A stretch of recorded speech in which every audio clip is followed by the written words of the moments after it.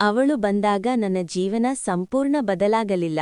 ನನ್ನ ಒಳಗಿನ ಮೌನ ಮಾತ್ರ ಮಾತಾಡೋದು ಕಲಿತಿತು. ಅವಳ ನಗು ನನ್ನ ದಿನದ ದಣಿವನ್ನು ಕರಗಿಸುತ್ತಿತ್ತು.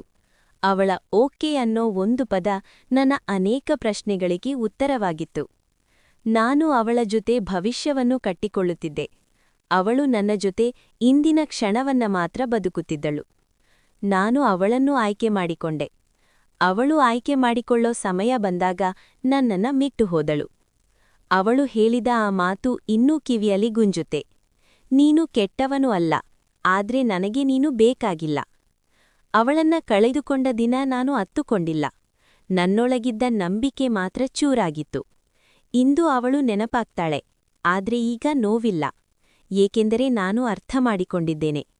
ಪ್ರೀತಿಯಂದ್ರೆ ಯಾರನ್ನಾದರೂ ಉಳಿಸಿಕೊಳ್ಳೋ ಪ್ರಯತ್ನ ಅಲ್ಲ, ನಿನ್ನನ್ನೇ ನೀನು ಕಳೆದುಕೊಳ್ಳದಂತೆ ನೋಡಿಕೊಳ್ಳುವ ಜವಾಬ್ದಾರಿ. ಅವಳು ನನ್ನ ಜೀವನದಲ್ಲಿ ಉಳಿಯಲಿಲ್ಲ, ಆದ್ರೆ ನನಗೆ ನಾನು ಯಾರು ಅಂತ ತಿಳಿಸಿಕೊಟ್ಟಳು.